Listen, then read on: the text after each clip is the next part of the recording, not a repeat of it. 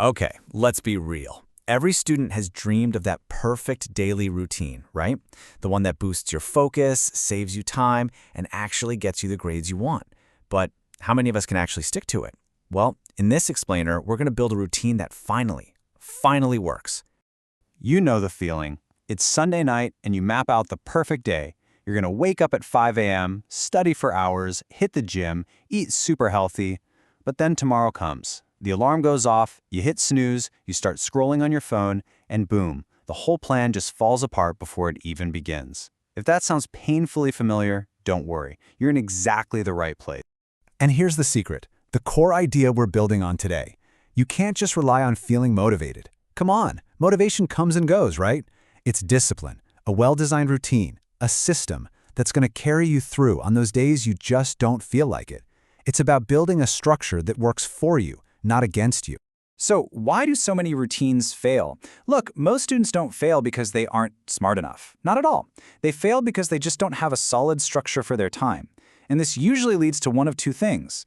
Either you overwork yourself straight into burnout, or you underwork and you fall behind. The solution?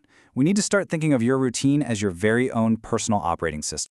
Think of it this way. Your brain is like a super powerful smartphone, but without a good operating system, without regular updates, and without a charger, it's going to crash. Your daily routine is that operating system. It keeps your mind from glitching out and makes sure everything runs smoothly, day in and day out.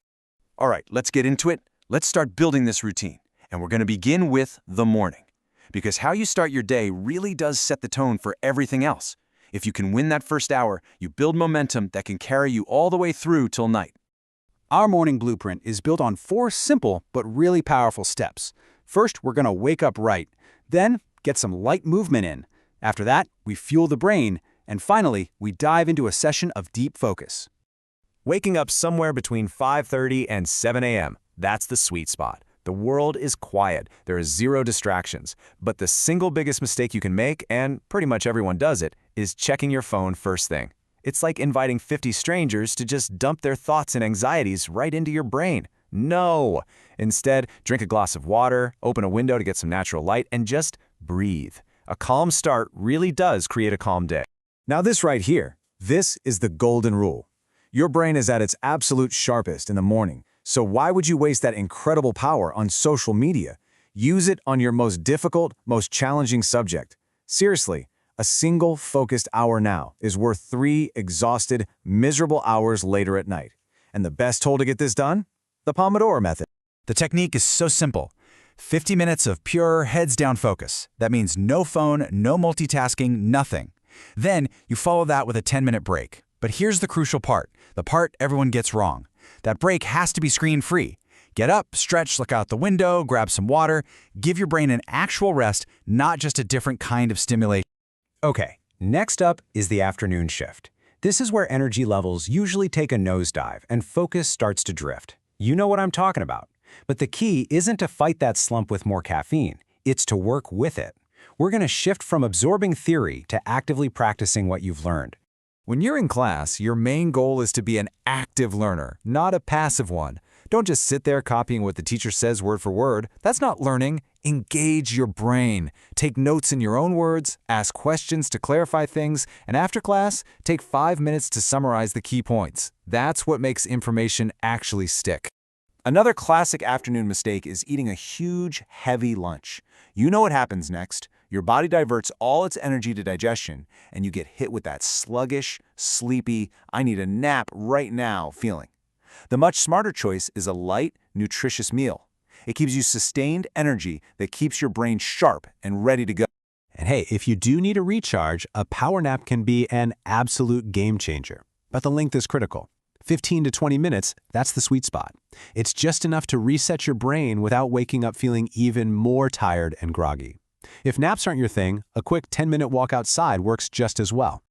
So, the simple rule for the afternoon is this. Use this time for doing. Your brain is naturally a bit slower right now, so don't try to force it to learn complex new theories. Instead, apply what you learned in the morning. Solve problems, do practice exercises, write that report. It's all about hands-on, practical work. All right, as we move into the evening, the focus shifts again. This is not about cramming in more study hours until you collapse. It's about recharging your body and your mind, preventing that burnout, and doing some light revision to reinforce what you learned today. Our evening blueprint is a nice, balanced mix of 3 key things. We're going to start with some physical movement to release all that built-up stress. Then, we'll switch to a creative hobby to fire up a different part of your brain. And finally, we'll do just a short revision session to lock in the day's knowledge. After a long day of sitting and studying, just 20 to 30 minutes of movement is essential. It could be a sport, a brisk walk, or hey, even just dancing around your room. Follow that up with something creative you enjoy. This combo is like a powerful reset button for your brain. It prevents burnout and keeps you motivated for the long haul. And that brings us to the final, and maybe the most critical part of the day, the nightly reset. Seriously, what you do in the hour before bed directly sets the stage for how successful you're going to be tomorrow. There are 3 non-negotiable steps here. First, spend just 5 minutes planning out the next day. It makes a huge difference. Second, you got to implement a digital sunset to let your brain wind down. And third, you have to prioritize getting enough high-quality sleep. So let's talk about this digital sunset. The blue light from our phones, our laptops, our tablets, it literally tricks our brain into thinking it's still daytime, which absolutely wrecks our sleep quality. The rule is simple: at least 30 minutes of screen-free time before bed. Swap the scrolling for reading a real book, journaling, or listening to some calm music. Okay, you can have the most perfect schedule in the world, but it's totally useless if your mindset isn't right. So let's zoom out for a second and look at the core principles that make this entire system actually work long-term. This is everything. Please stop comparing how many hours you study to what other people are doing. It is not about quantity, it's about the quality of your focus. It is so much more effective to put in 4 focused, solid hours every single day than it is to cram for 12 hours straight and then crash and burn. Sustainable effort is the name of the game. And finally, maybe most importantly, be kind to yourself. You are going to have off days. Everyone fails to stick to their routine sometimes. That's just life. Perfection is not the goal here. The most important skill you can learn is to not give up.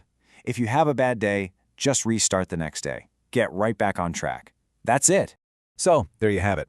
A balanced routine that covers deep focus, active practice, and that crucial rest. It's not just a schedule, it's an operating system designed for your success. So the only real question left is it time for you to install the upgrade?